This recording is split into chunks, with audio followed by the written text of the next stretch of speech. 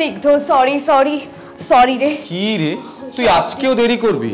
সব দিক ম্যানেজ করে আস্তে আস্তে দেরি হয়ে গেল, একটা ভীষণ সমস্যায় আছি রে। আচ্ছা বুঝেছি, তোর জন্য কফি অর্ডার করি। আমি তোর জন্য বসে ওয়েট করতে করতে একটা কফি অলরেডি খেয়ে নিলাম। একটা কফি? তুই আরো একটা খাবি? আমি একা একা আর না প্লিজ আর একটা খা। আচ্ছা ঠিক আছে, বলছি কফি আর তার সাথে কি খাবি? একটা ফ্রেঞ্চ ফ্রাই বলি, তোর তো আবার খুব প্রিয়। আরে তোর মনে আছে? বলিসনি তাহলে। মনে আছে। দাদা, দুটো কফি আর এক plate French fry. Okay.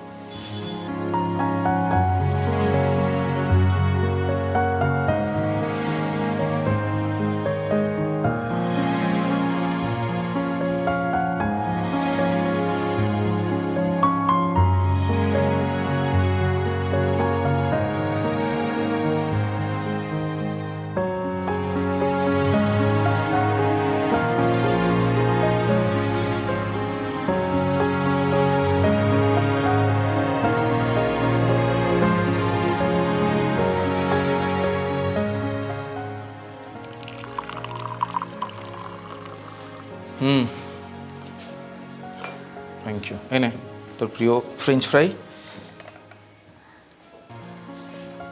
Thank you. দাদাকে বলো আমরা এসেছিলাম আজকে। হ্যাঁ,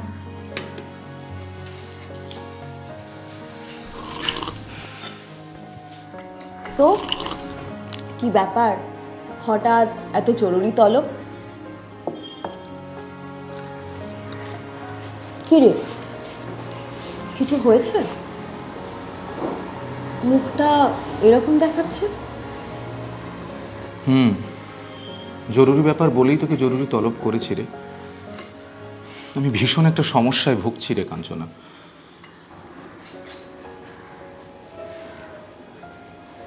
বাবা খুলে বল, এর ভেতর আবার সাসপেন্স? সাসপেন্স তো একটু বটে। আরে বলছি সব, আর তুই সেই ছটপটে রয়ে গেলি। আচ্ছা আমি ছটপটে, ঠিক আছে শান্ত হয়ে গেলাম, যা আর শুনবো না। উফ, আবার এর মধ্যে রাগও হয়ে গেল। এতক্ষণ রাগ না হলেও এখন কিন্তু সত্যি রাগ হচ্ছে। সেটা বেশ বুঝতে পারছি। শোন না প্লিজ রাগ করিস না। দেখ, আমি সত্যি একটা ভীষণ বড় সমস্যায় ভুগছি। সেটাই তো শুনতে চাইছি, বল কি সমস্যা? কি রে, চুপ হয়ে গেলি কেন? বাড়ির সব ভালো তো? হ্যাঁ, বাড়ির সব খবর ভালো, বাড়ির লোক দিব্যি আছে, কিন্তু আমি একদম ভালো নেই রে। Anything serious? Yes, it's very serious. And it's all about my life. বাবা এবার একটু খুলে বল ভাই। বলছি, দেখ কাঞ্চনা, তুই নিশ্চয়ই লক্ষ্য করেছিস যে এই কয়েক বছর আমি নিজেকে সবার থেকে অনেকটা দূরে সরিয়ে নিয়েছি। সত্যি তো, জানিস আমার মনে হচ্ছিল তুই হঠাৎ করে গায়েব হয়ে গেলি, না ফোন না কিছু। জিজ্ঞেস করলেও তো বলতিস না। হ্যাঁ বলতাম না, কিন্তু কিন্তু এখন আর আমি একদম চাপতেই পারছি না। শোন, দেখ আমার মনে হয় তোর কাছে আমার এই ব্যাপারটা যদি কনফিউজ করি, রাতে তোর সাথে একটু আলোচনা করি, তাহলে একটা কিছু ওয়ে আউট করতে পারবো।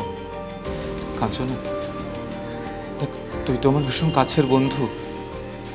I need your help Kanchana. নিশ্চয়ই হেল্প করব, কেন করব না, কিন্তু প্লিজ ক্লিয়ার করে বল, আমার আর ভালো লাগছে না। কাঞ্চনা,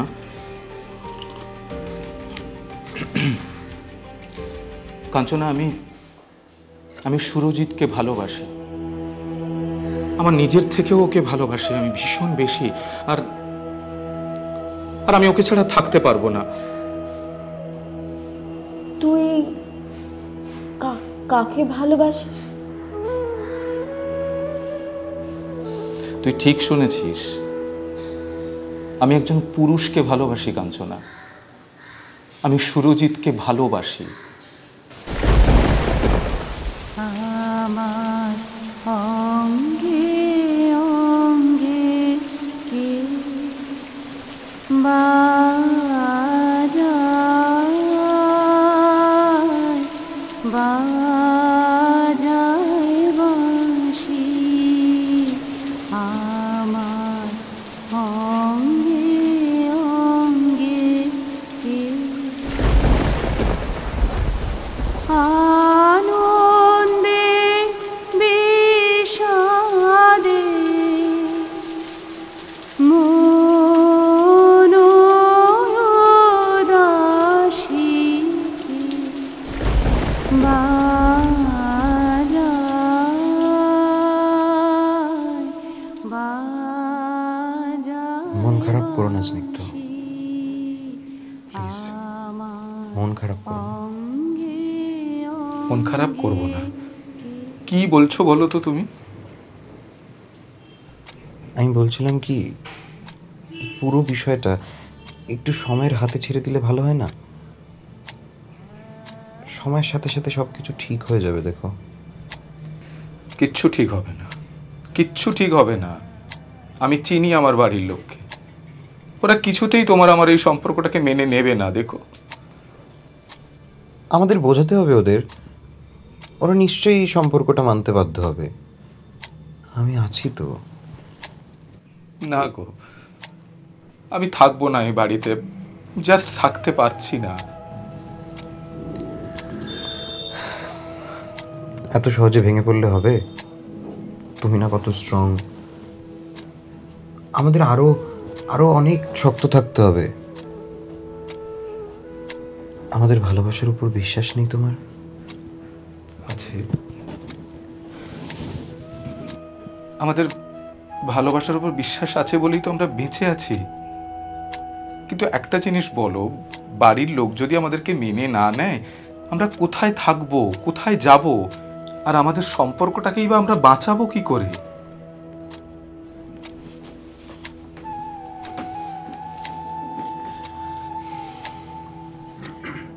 এই একই সমস্যার কথা ভেবে এখন এই সময়টা নষ্ট করার কি খুব দরকার? আমার বাড়ির লোকও তো আমার বিয়ের জন্য আমাকে জোর করছে, ওরা তো আমার জন্য মেয়ে দেখাও শুরু করে দিয়েছে। আমি জাস্ট কোনোভাবে ব্যাপারটাকে আটকে রেখেছি। কতদিন কতদিন এভাবে আটকে রাখবে? আর কতদিনই বা আমরা এভাবে লুকিয়ে লুকিয়ে? আমি এত শত কিছু জানি না, আমি শুধু এটুকু জানি আমি তোমাকে ছাড়া একটা মুহূর্তও বাঁচতে পারবো না। আর আমি পারবো তোমাকে ছাড়া থাকতে?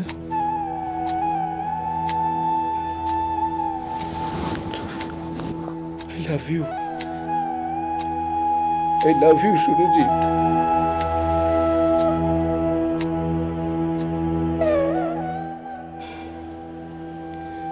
সবই তো শুনলি, এবার বল তো আমি কি করব?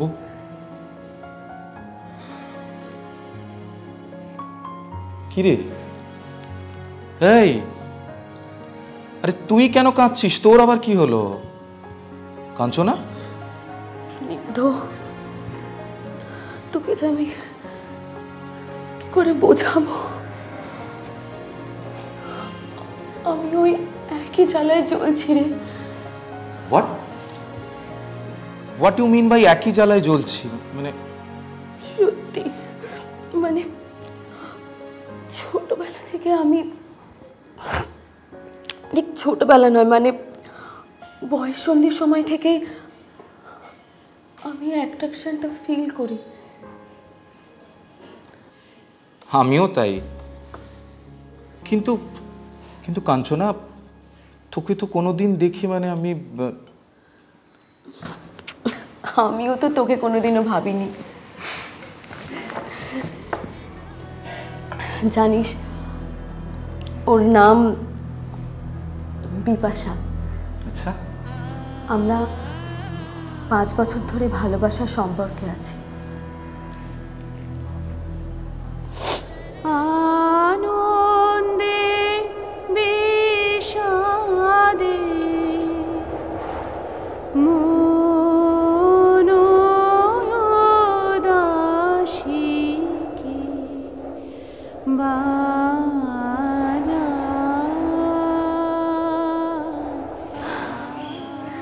কাঞ্চনা, কি করি বলতো আমরা? আমাদের সম্পর্কটা তো দিনের পর দিন খুব জটিল হয়ে উঠছে রে। জানি না, কিচ্ছু বুঝতে পারছি না রে, মাথায় কিচ্ছু আসছে না। আর এদিকে তো বিরাট বড় সর্বনাশ হয়ে গেছে রে। তুই জানিস না আমি কিভাবে রোজ বাড়িতে ফেস করছি। সর্বনাশ মানে কি হয়েছে? আমার বাড়ি থেকে আসলে কিভাবে যে তোকে বলি,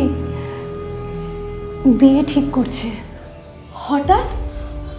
কিন্তু কেন? মানে জানি না রে, বাড়িতে কিছু একটা বুঝতে পেরেছে, বুঝলি? আমার একদম ভালো লাগছে না রে, আমার খুব ভয় করছে রে। তাহলে কি হবে? জানি না, কিচ্ছু জানি না, কিচ্ছু বুঝতে পারছি না। কাল ছোট পিসি এসেছিল বাবার সাথে কথা বলতে আমার বিয়ে নিয়ে। তাহলে উপায়? আমার মাথায় কিছু আসছে না রে। আমার বাবা লোকটাকে তো তুই চিনিস, কোনোদিন আমি বলতে পারবো? কোনোদিনও বুঝবে আমাদের ব্যাপারটা? আচ্ছা, আমাদের কি আর তাহলে আর কোনোদিনও কথা হবে না? এমন অলক্ষণে কথা বলিস না প্লিজ। তুই সব ভাবছিস কি করে? দাঁড়া না, কিছু একটা ব্যবস্থা করব, বিশ্বাস রাখ। তোকে ছাড়া আমি থাকতে পারবো না রে, বল তুই পারবি? কোনোদিনও না, কখনো না, অসম্ভব।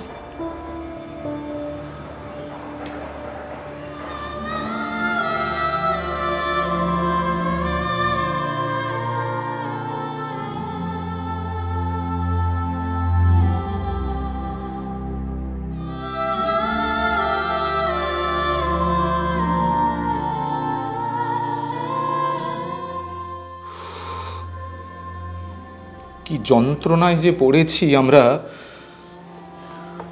আমি জাস্ট মরে যাব রে, বিপাশার অন্য কোথাও বিয়ে হয়ে গেলে। আমিও সুরজিৎকে ছাড়া থাকতে পারবো না রে, আমি কিছুতেই ওকে ছাড়া থাকতে পারবো না। জানিস, আজ বাধ্য হয়ে ওই ছেলেটার সাথে দেখা করতে গেল, মানে বাড়ি থেকে যার সাথে বিয়ে ঠিক করেছে আর কি। আরে সুরজিৎ তো গেল আজকে ওর বাড়ি থেকে ওর সাথে যার বিয়ে ঠিক করেছে তার সাথে দেখা করতে। হ্যাঁ, যাওয়ার সময় সে কি কান্নাকাটি, আমি আবার বুঝিয়ে সুঝিয়ে শান্ত করে কোনো রকমে পাঠালাম। সে কি, সুরজিৎ গেছে আবার বিপাশাও গেছে? ব্যাপারটা কেমন অদ্ভুত লাগছে না?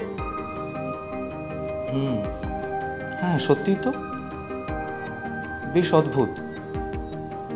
আচ্ছা একটা কাজ কর, তুই বিপাশাকে ফোন কর, আমি বরং সুরজিৎকে একটা ফোন করে দেখি কোথায় কি করছে।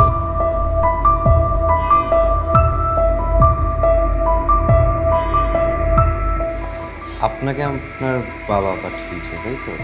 হ্যাঁ ওই আর কি, আপনাকেও বোধহয় আপনার মা।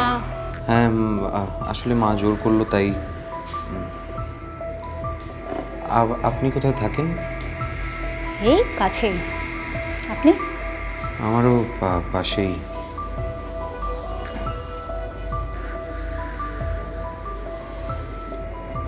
খান না কফি?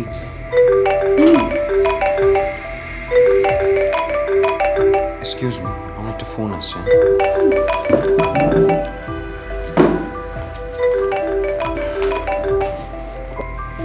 হ্যালো।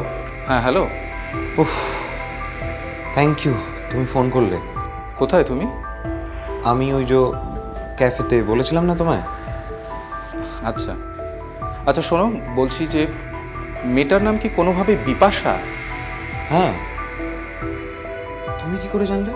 হ্যাঁ ঠিক আছে, আমি পরে তোমাকে বুঝিয়ে সব বলছি। আচ্ছা ঠিক আছে, রাখি। হ্যাঁ বাই। বাই।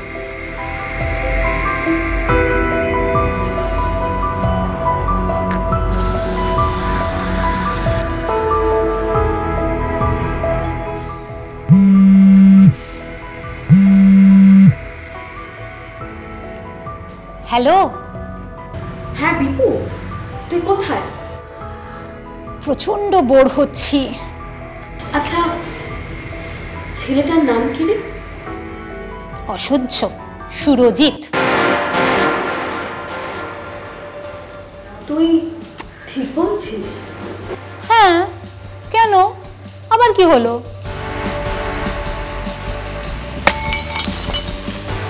আমি তো অবাক হয়ে যাচ্ছি, তুই এত একটা সামান্য বিষয়ের জন্য আমাকে অফিস থেকে ডেকে পাঠালি। আচ্ছা দিদি, তুই বল যে তুই যদি সুরজিৎকে জোর করে ওর ঘাড়ে কিছু চাপিয়ে দিস তাহলে কি ওর ভালো লাগবে? ও সুখী হবে? আমি এই ব্যাপারটা কিছুতেই মেনে নিতে পারবো না উর্মি, তুই আমাকে ক্ষমা কর। আমি তো রাতে ঘুমোতেই পাচ্ছি না ছেলের চিন্তায়। দিদি, আমি মানে অবাক হয়ে যাচ্ছি, তুই এত সামান্য একটা বিষয়ে তুই নাকি ঘুমোতেই পারছিস না। তুই তুই আমার হয়ে প্লিজ ওকে বোঝা। আমি এই বিষয়টা নিয়ে খোলাখুলি ওর সাথে আলোচনাই করতে পারছি না। আমি তো ওকে বোঝাবোই না, বরং তোকে বোঝাবো আর তুই বুঝবি। আজকালকার দিনে এটা খুব সাধারণ একটা ব্যাপার। তুই কোথায় পড়ে আছিস? এত ব্যাকডেটেড হলি কবে থেকে তুই? তুই তো জানিস উর্মি, ছেলেটা ছোটবেলায় বাবা মারা গেছে, আর বাবা হারা ছেলেটাকে মানুষ করা যে কত কঠিন তোকে আর নতুন করে তো বলার কিছু নেই উর্মি। দিদি, অদ্ভুত লজিক তোর। তুই একা হাতে ওকে মানুষ করেছিস বলে ওর বাকি পুরো জীবনটার দায়িত্ব তুই নিয়ে নিবি? মানে তুই সিদ্ধান্ত নিবি ওর হয়ে? ওর কোনো স্বাধীনতা নেই? ও কাকে বিয়ে করবে, কাকে ভালোবাসবে, সব ডিসিশন তোরই থাকবে? তা বলে একটা ছেলেকে, ছি ছি ছি ছি, লোকজনকে কি বলবো? আমার বৌমা একটা পুরুষ। তোর ছেলে একজন ছেলেকে ভালোবাসে, এটাতেই তোর এত সমস্যা হচ্ছে? ও, তুই এমন ভাব দেখাচ্ছিস ব্যাপারটা যেন খুব নর্মাল, তাই না? নর্মালি তো আজকালকার দিনে ভালো থাকাটাই সব দিদি। তাহলে একটা ছেলেকে আমি এটা কিছুতেই মানতে পারবো না। আচ্ছা দিদি, তোর ছেলে কত ভালো একটা ছেলে বলতো, তোকে কত ভালোবাসে। তুই আজকে যদি জোর করে ওর অন্য কারোর সঙ্গে বিয়ে দিয়ে দিস, ও কি ভালো থাকবে? তুই তো সবার জীবন নষ্ট করে দিবি। তাহলে একটা ছেলেকে। আচ্ছা দিদি, তোকে একটা প্রশ্ন করি, ঠিকঠাক জবাব দিবি আর রাগ না করে দিবি, ঠিক আছে? বল, কি বলবি বল। জামাইবাবু আজ 6 বছর হলো মারা গেছেন। তার আগে তোর মনে আছে অফিসের একজন মহিলাকে নিয়ে তোদের মধ্যে ভীষণ ঝামেলা হয়েছিল? ব্যাপারটা কোর্ট অবধি গড়াতো, ডিভোর্সের মামলা হয়ে যাচ্ছিল। তোরা তো স্ট্রেট কাপল ছিলি, তোদের কেন সমস্যা হলো? চুপ কর উর্মি। তা বলে সুরজিৎ যেটা করছে সেটা নর্মাল? হ্যাঁ, ভীষণ ভাবে স্বাভাবিক। আরে তোকে কেন বোঝাতে পারছি না যে একটা মানুষের ভালো থাকাটাই সব। আর তুই ভাব যে তোর ছেলে কত ভালো ছেলে, আজকালকার দিনে এরকম একটা ছেলে পাওয়া যায় না, তোকে কত ভালোবাসে, শ্রদ্ধা করে। এরকম একটা ছেলেকে যদি তুই জোর করে বিয়ে দিয়ে দিস, ও ভালো থাকবে? আর ও ভালো না থাকলে তুই ভালো থাকবি বল দিদি? তা বলে এটা মেনে নেওয়া যায়? এটা মেনে নেব? অবশ্যই এটা মেনে নেওয়া যাবে তো? একদম ভালোভাবে মেনে নিবি দিদি, ভালোবেসে মেনে নে। দেখ, তোর ছেলে ভালো থাকলে তুই ভালো থাকবি, সবাই ভালো থাকবে, তোদের জীবনটা আরো অনেক ভালো হবে। মেনে নে দিদি, বোঝ। আমার ছেলেটা ভালো থাকবে তো? একদম, তাই তো? হ্যাঁ। তাহলে ওর সুখেই তো আমার সুখ। আজকেই আমি ওকে ফোন করব। যাক বাবা, তোর মাথার যে ভূতটা নামলো এটাই আমি খুশি। আর শোন, এই প্যান করিস না আর। আজকে সুরজিতের সঙ্গে কথাটা বলে নে আর 3 জনে মিলে দেখা করে ভালোভাবে জীবন কাট। আজকেই আমি ওকে ফোন করব।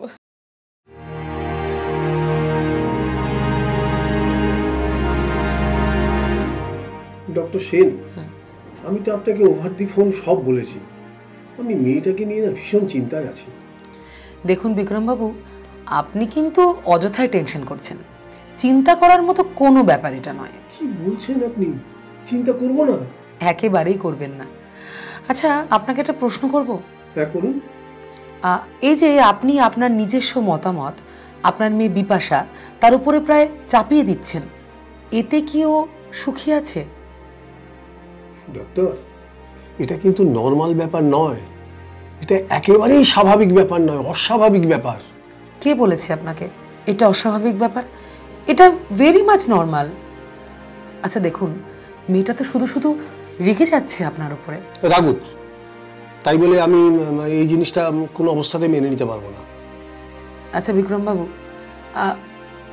আপনি একটু নিজে চিন্তা করুন তো, আপনার মেয়ে তো কষ্ট পাচ্ছে, ভেতর ভেতর শেষ হয়ে যাচ্ছে মেয়েটা। ডক্টর, আমি কি করে মেনে নেব যে আমার মেয়ে একটা, না না না, অসম্ভব, আমি মুখে আনতে পারছি না ব্যাপারটা।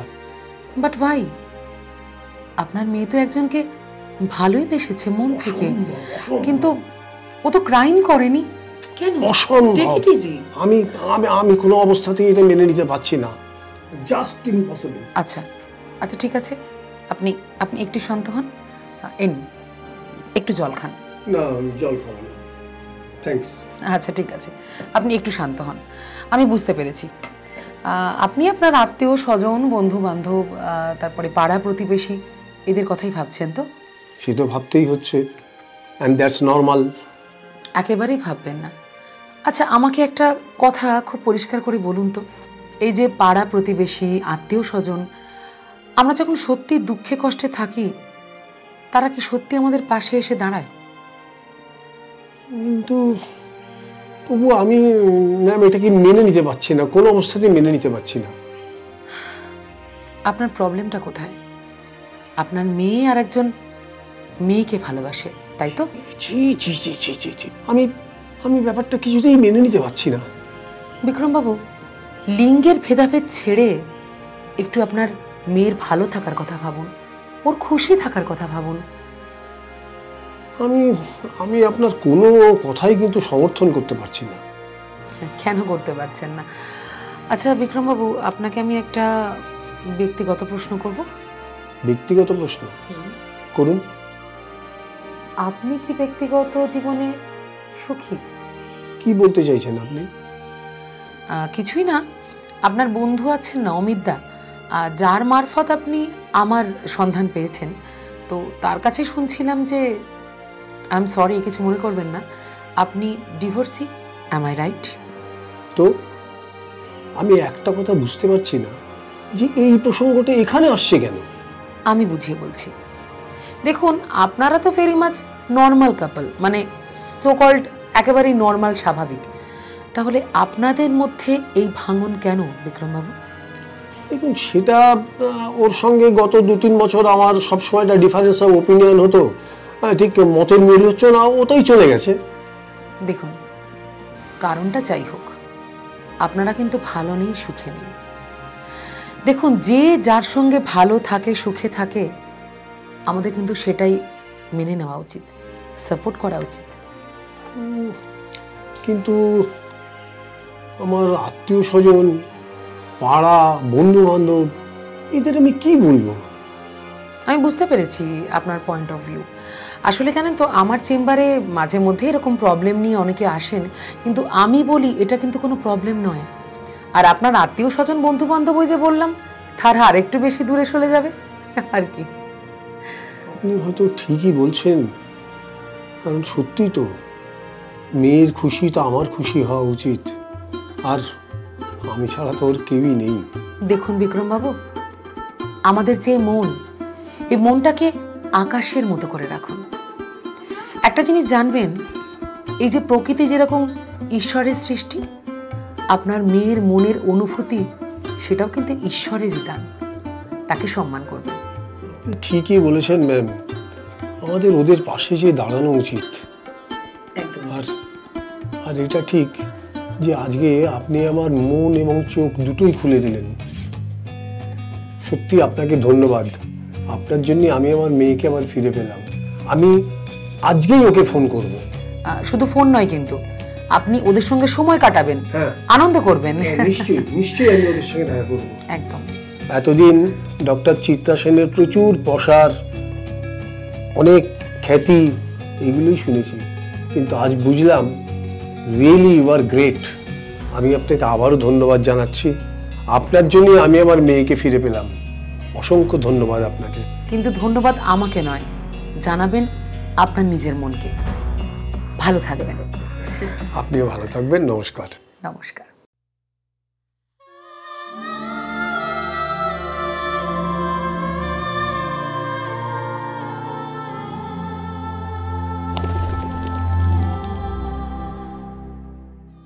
ওই মেয়েটার চুলটা একটু ছোটই, বুকের ওড়না পরলে খসে যায় না এসে মোটেও।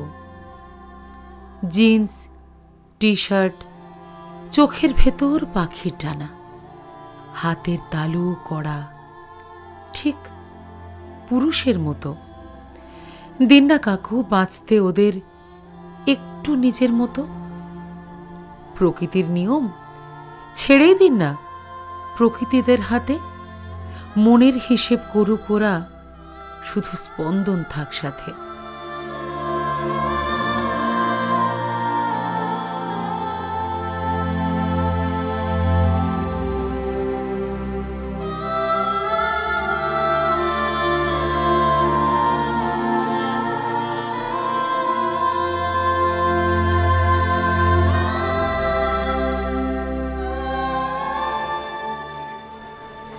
নিজের মতো গোটা দুনিয়া হয় না, এটা বুঝুন। ওদের চোখের গভীর কাব্যে ওদের স্বপ্ন খুঁজুন।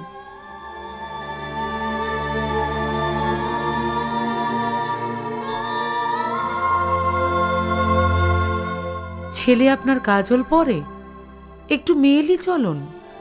কাঁধে ছোলায় বসন্ত প্রেম, নারীর মতোই গরম। ও জেঠিমা মুখ ঢাকছেন, লজ্জা লাগছে? লজ্জা কিসে? মানুষ তো আর সবাই। ওরাও না হয় নিজের স্বপ্নে ডুবে যাওয়া কিছু মানুষ।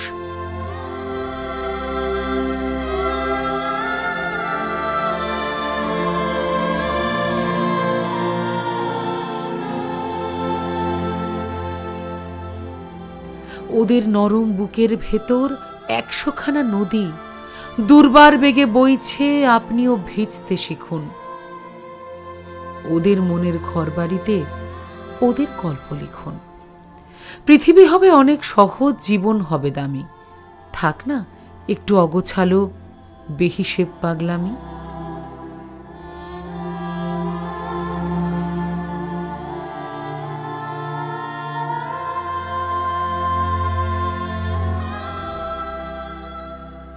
থাক না যেটুকু এলোমেলো, থাক একটু কাঁচা।